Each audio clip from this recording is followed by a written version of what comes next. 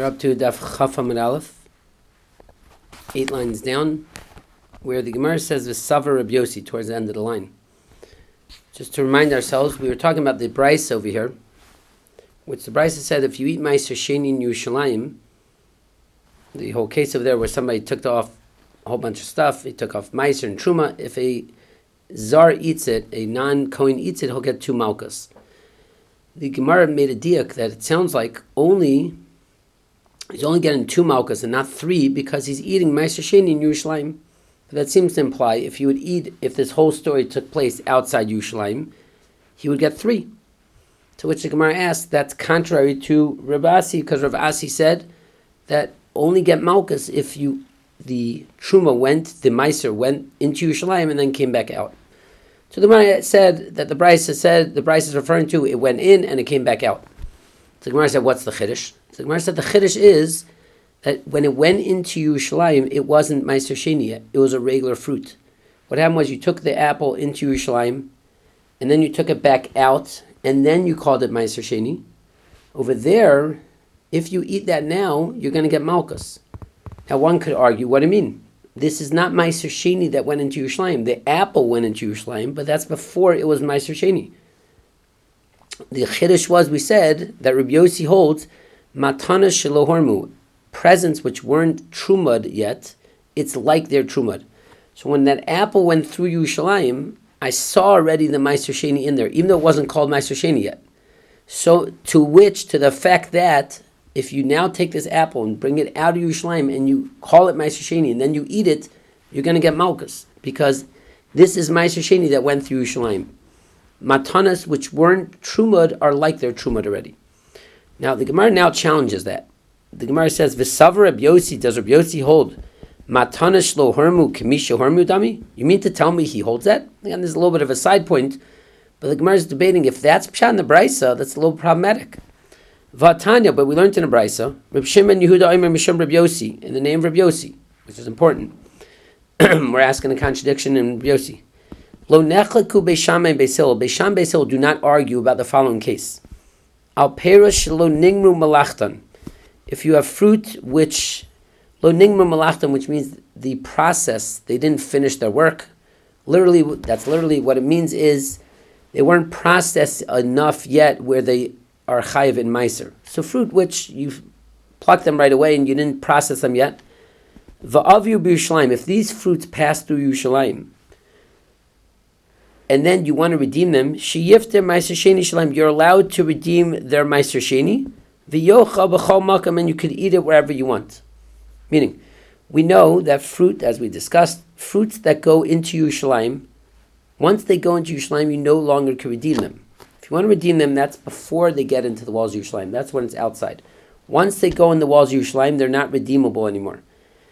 Now, if you have fruits which they didn't even get to the stage of process where they're going to be chayiv in meiser yet. So if you brought those in and then you take them out and you want to redeem them, that's fine. Valman nechlaku. What is the argument Beisham Beishel? Again, this is Rabbi Yossi talking. Al perush nigmru malachtan. If you have fruit which actually they did get to the stage where they're chayiv in meiser. Now this is different. Again, if it didn't get to the stage of chayiv in meiser, everybody agrees nothing happened. But if they got to the stage where they're chayiv in meiser, va'aviu b'Yerushalayim, and they passed through Yerushalayim, and now you want to redeem them, you take them out and you want to redeem them. Shebeishamei ormim, Beishamei says, Yachzer Ma'aser Sheni Shalhem, you have to take the Ma'aser Sheni v'yocha b'Yerushalayim, you have to eat in Yerushalayim. Once the fruit was already susceptible to Ma'aser Sheni, meaning it's at the stage of the process where it's chayiv in Ma'aser, then even though it's not called Ma'aser yet, but since I see it already as future Ma'aser, you no longer are allowed to redeem it. What you need to do is eat in Yerushalayim. Beis Hillel says, Yifta, you could redeem it, v'yocha b'chol makam, and you could eat it wherever you want. No problem, just redeem it. It says if it didn't pass through Yerushalayim. So again, I took a processed apple, whatever that means, whatever the growth stage is, but I took something where it's chayiv in meiser, I brought it into Yerushalayim, and then I took it out. Am I allowed to redeem it? So Beis Shammai says no, because matana shelo hormu is kimisha hormu. So it's like this apple was already meisered, and it's like meiser went through Yerushalayim, which you're no longer allowed to redeem. To which Beis Hillel says, That's not true. We don't hold a Meiser Shlo Hormu, Matana Shlo Hormu is Kamish Hormu. When it passed through Yerushalayim, it wasn't Meiser Sheni yet. Of course, everybody agrees that if you already called it Meiser Sheni and it went into Yerushalayim, of course you can't redeem it and take it back out and redeem it. Everybody agrees to that. But the question is, what about something that in the future will be Meiser Sheni? So again, there's 3 sections here. Something that's already Meiser Sheni that was brought in Yerushalayim and you can no longer redeem it. Everybody agrees. If it never reached this process stage of when it's Chayiv and Meisers and you brought it in and you want to redeem it, that's also fine. The argument is, it reached the stage when it's Chayiv and Meisers, but you didn't call it Meiser yet. So Beis Shammai says, too bad. It's Matana Shlo Hormu are like their Hormu. Beis Hillel says it's not. Now, the Gemara just asked a very simple thing. This is Rabbi Yossi talking. If you're going to think Matana Shlo Hormu Kamisha Hormu Damin, if Rabbi Yossi holds Matana Shlo Hormu or Kamisha Hormu Damin, Hakatua Mechitzas, behold the Mechitzas, the walls of Yerushalayim already absorbed it. Rashi explains what the Gemara's question is, that it comes out Rabbi Yossi is going to be like Beis Shammai. In other words, in this price over here, Rabbi Yossi is saying Beis Shammai holds that Matana Shlo Hormu are not Kamisha Hormu, Matana Shlo Hormu are Kamisha Hormu Damin. Beis Hillel holds they're not Kamisha Hormu Damin. Now, we don't want Rabbi Yossi passing like Beis Shammai. So there seems to be a stira, a contradiction in Rabbi Yossi. That again, last time we ended off saying Rabbi Yossi holds something that is future destined to take off Meiser, it's like it's Meiser already. Here we're saying that's Beis Shammai's far, but Beis Hillel doesn't agree to that. So that seems to be a contradiction because you're blaming Rabbi Yossi like Beis Shammai, which is a problem. To which the Gemara answers, Amar Rabba said, it's 2 different stories here. Mechitza la'achol, the mechitza of Yerushalayim in regards to eating, meaning fruit that goes into Yerushalayim, and then you want to take it out and eat it, that is a deraisa issue, as opposed to mechitza liklot, mechitza absorbing, which Rashi explains, in regards to not being able to redeem it anymore, is only derabanan. The fact that meiser that went into Yerushalayim and then I take it out, you tell me I can't redeem it, that's only a derabanan issue. V'chigaz rabbanan, when did the rabbanan make the gzera? Ki isa beina, only when it is isa beina, when it's in its status of meiser. B'tivlei, when it's still tevel, lo gaz rabbanan, the rabbanan did not make a gzera derabanan on a derabanan. What that means is, what Rab is answering is, there's a very big distinction between what we were talking about in the last year and what we're talking about over here. Last time we were discussing, you brought the fruits into Yerushalayim, you want to take it out and now eat it outside Yerushalayim, that's a deraisa issue. In regards to deraisa issues, there's a biblical issue. Therefore, even though it wasn't meiser yet, but the fact that it's a fruit which will have meiser taken off from it, when it passed through Yerushalayim, I consider it like it's meiser. But what we just introduced now, in regards to if it passed through Yerushalayim, I take it out, am I allowed to redeem it? That's a dirabanan issue. The fact that you can't redeem it once it went through Yerushalayim is only dirabanan. The Rabbanan only made a gzera on actual meiser that goes through Yerushalayim. But if it's tevel, to say that we treat it like it's already meiser, and therefore I can make the gzera dirabanan, that's pushing it, and therefore Beis Hillel says I don't do that. And therefore there's no contradiction. Ravina would like to give a new pshat in the brayz that we discussed last time. We asked the question and we said, if it's talking about it went in and then went out, it's obvious you're chayiv and you get malchus for that. What's the chiddush? So last time we said, the chiddush is that even though it went into Yerushalayim, it wasn't meiser yet. Ravina has a different pshat. Kigon did naket le bekanya. We're talking about you're holding it on your stick, as we discussed last time. The chiddush is that even if you walk in and the fruit is on your stick, it's all the way far back. It's not on your backpack, but it's far back. Even that makes it that if once you go in and you take it out, then it's already considered like it was in, and you're going to get malchus if you eat it outside now. And if that's, all he's just doing is finding a chiddush in the brisa. And if that's true, v'tivshot, and now you could answer up, by Papa, now you answer Rav Papa's question. If you remember last time, Rav Papa had a question, what's the halacha in such a scenario where I walk in and my fruit are hanging on a long stick? They're not attached to me, but they're on a stick. Is that like we're one thing or not? So from this, you'll see that it is like one thing, and therefore, that's the chiddush. So again, you have 2 ways of learning the brisa, so it's not a question of Rabbi Eliezer. Either the Bryce is talking about the chiddush. Again, either way, the Bryce is talking about you went in and you're going and eating it outside.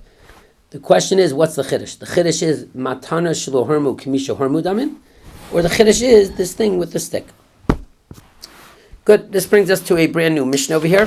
The Mishnah is enumerating different isurim deraisa that you'll get malchus for. So, first of all, there's a lot of different isurim here. Number one, hakoreach karcha barosha, one who makes a bald spot on his head.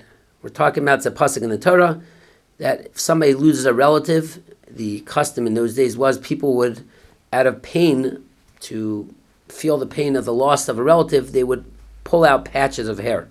So if one does that, one gets malchus. This whole list here is talking about malchus. V'hamakif pas rosha, one who circles the payas of his head. Rashi explains, what does that mean, the circling of your head? The person's head is basically a circle, talking about from his forehead to his ears. Rashi explains that if you look at your forehead and you draw a straight line from your forehead to your ears and you go all the way around your head, it's a circle. What sticks out over here is the payas, is the sides of the circle. So if one cuts off these payas over here, what sticks out from beyond your forehead and the space between your ears, if one cuts that off, that is what we call payas, and one is over in Isser Deraisa for doing that. V'hamashchis pasdikno, one who destroys the corners of his beard. So we will see that there's actually 5 spots on a beard where one is not allowed to shave. We're talking about shaving with a razor. Vasoret srita achas alames, or somebody who cuts himself on behalf of a dead relative. Somebody died and he wants to cut himself. Chayev, he's chayev. Again, these are all different cases you'll get malchus for. Saret srita achas al chamisha mesim. If one person cut, he had 5 relatives who died and he cut himself one time. Oh, chamesh sritas al mes echad, or he cut himself 5 times because of one mace. Chayev al kol achas va'achas, he's chayev for all 5 times. So here you have a chiddush over here. It's per cutting and per mace. So if you cut 1 time for 5 or 5 for 1, either way you're going to get 5 sets of lashes. Now, the Mishnah explains a little more. Al harosh shtaim, on the head, there are 2 places you could be chayev malchus for. Achas mikan, one over here, v'achas mikan, and one over here. Person has 2 payas, the 2 sides of his head. Again, payas means the corners. It's the corner of the circle of your head. Al hazaken, what about the beard? When we talk about a beard, when a man is not allowed to shave with a razor, it is shtayim mikan, 2 over here. Rashi explains, 1 over here, the connection of the person's jaw, the person's bone over here, right by the ear. That is the end of the rosh, and that is the beginning of your beard. So the little bone over there, that is the beginning of your beard. If one cuts that with a razor, that is an Issa Deraisa. Farther down, the end of the jawbone is another bone connection over there. That is the other place where one would be chayav if one shaves that. V'shtayim mikan, obviously you have the other 2 on the other side. Va'achas milmata, and 1, Rashi explains, the little bone underneath a person's chin, that is the 5th place. This is Rashi's opinion. Other Rishonim learn differently. But the 5 spots are 1, 2, 3, 4, and then the 5th one underneath. So if one shaves that with a razor, he's over 5 Yisurim. Rabbi Eliezer Omer, Notlan Kulan Ka'achas, if you do all them together, Eino Chayev al Achas, you only chayev 1. That's Rabbi Eliezer's opinion. If you shave your entire face, but you did it all together, you only chayev 1 time. Now, the Tanakhama says, Ve'eno chayev, you're not chayev ad shitlen v'tar, unless you destroy your beard with a razor. We'll have to see in the Gemara why. Rabbi Eliezer disagrees, and he says, Afil laktu, even if you cut it, bimlahakit, or beritni, different types of planes, something that just cuts it off, chayev, you'll be chayev also. Again, we'll have to wait for the Gemara why that's true. But it seems to be a very big machlokas. According to the Tanakhama, it's only with a razor. According to Rabbi Eliezer, it's even with one of these planes. Now, the Gemara is going to go systematically through the Mishnah, but we're going to start with karcha. What is this karcha? So the Gemara starts off with a brisa. If we just look at the 2 psukim here that we're going to discuss first, the first pasuk is in Vayikra Chaf Aleph, pasuk Hey, 21:5, which the psukim are actually, they're talking about Kohanim. If you begin the parasha, it's Emer al Kohanim b'nei Aaron. It says over there, Lo yikrachu karcha berosham, they should not make a bald spot on their head. And the pasuk continues to pass kanim lo yigalecho, and they shouldn't shave their beard. But the beginning of the pasuk is what we want. The kohanim should not make a bald spot in their head. If you turn to Devarim, Perek Yudalit pasuk Aleph 14:1 in Devarim, it says, "Banim atem Hashem lokechem, you are children to Hashem. Lo siskoda do, you shouldn't cut yourself. Velo simu karcha, you should not place a bald spot. Bein einechem, between your eyes, lemes, for a dead person." So there's a little bit of discrepancy in these two psukim. In the pasuk in Vayikra, it doesn't talk about bein einechem, it says the word berosham. Also, it doesn't say anything in Devarim, it doesn't say anything about berosham. It just says bein einechem. In addition, in Devarim it says lemes. Over here it doesn't say anything about a mace in Vayikra. So let's see. The Brisa picks up on all these things. Tana Rabbanan. So the Gemara says, we learned in the Brisa, it says lo yikrechu. This is referring to the pasuk in Vayikra. It says pasuk Hey. It says lo yikrechu. Yachol, you, if the Torah would have stopped there, Yachol, you might think, afil karach arba v'chamesh krichos. Even if I did 4 or 5 bald spots, lo yechayv al achas. You might think you only chayv 1.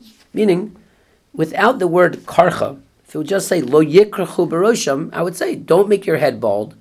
So it means don't do 5. Even if you do it 5 times, but if you picked out 5 bald spots, you're only going to be chayv 1 time. That's what you might think.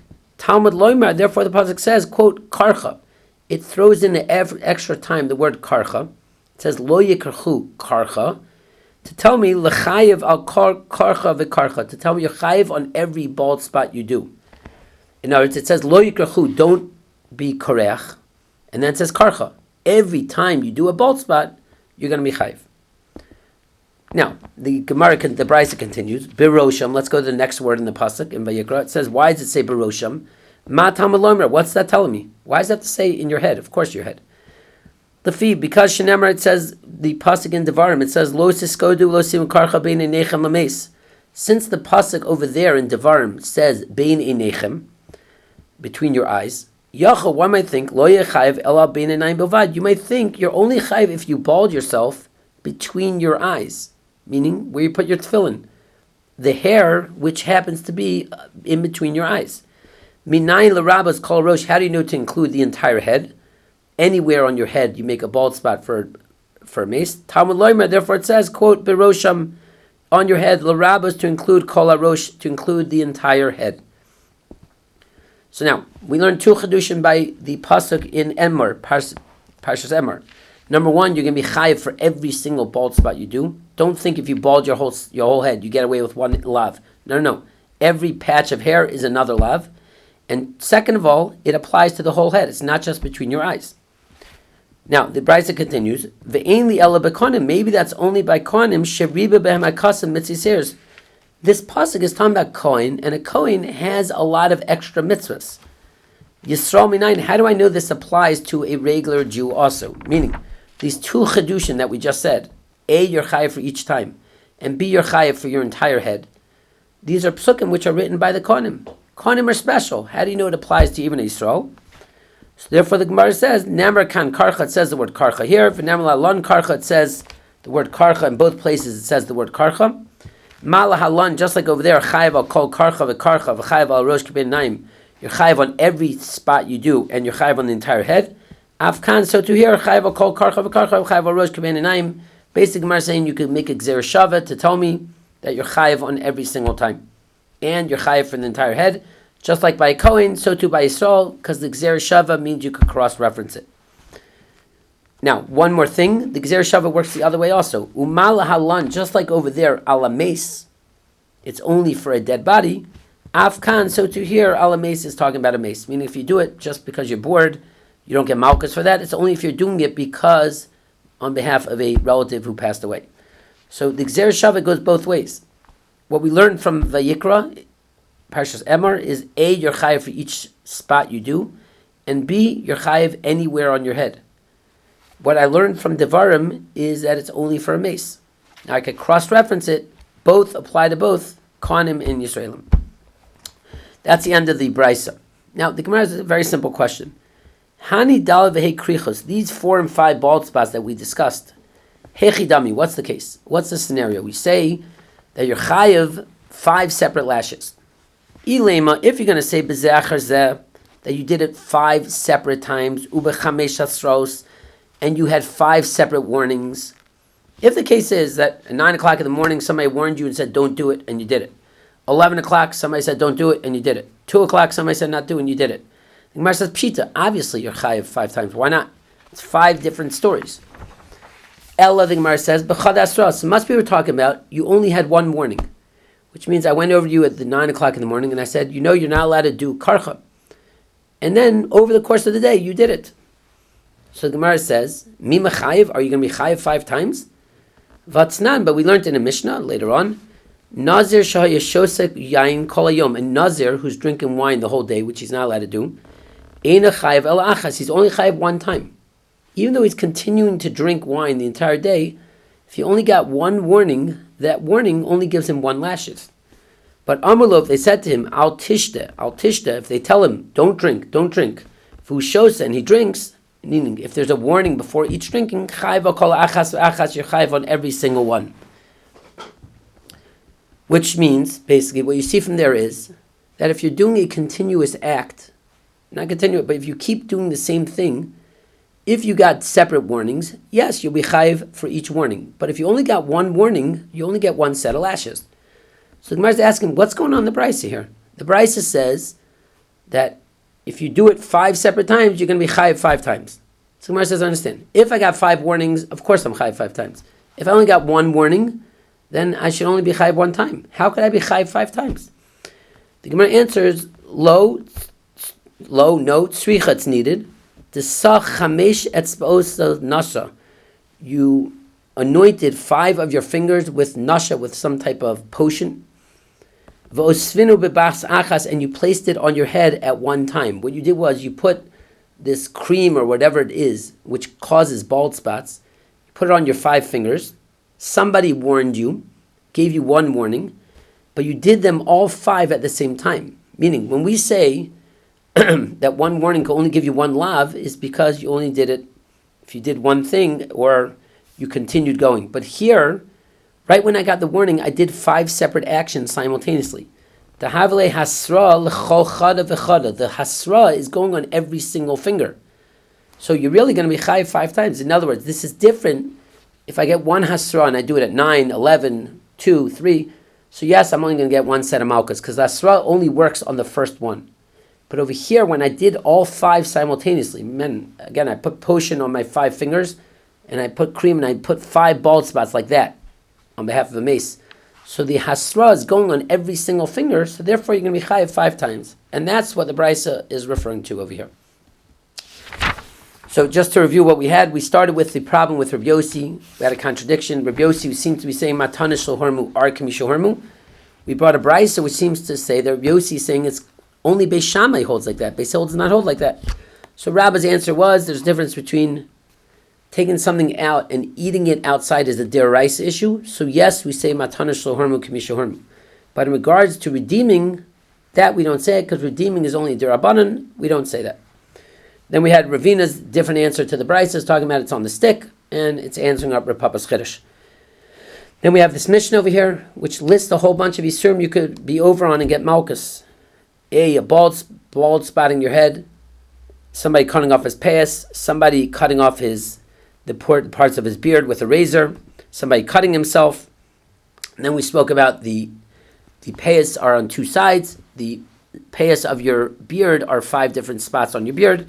Rav Eliezer says if you do them all together, you're chayiv 1 time. Now, also the Tanakam says you're only chayiv on your beard if you do with a razor. Rav Eliezer seems to disagree, even with a plane. Then we have the Brisa, where the 2 psukim. Basically, the pasuk in Parshas Emor, the chiddush of the pasuk in Parshas Emor is telling me that you're chayiv not just between your eyes, but anywhere on your head. Also, you're chayiv for every single bald spot you do.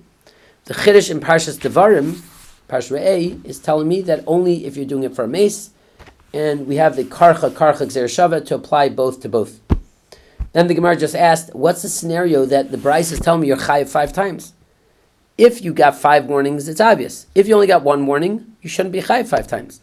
Gemara's answer is you got one warning, but you did 5 simultaneous actions right after that hasra. And therefore, the hasra, the warning, is going on all 5 actions, and therefore you're going to be chayev 5 separate times.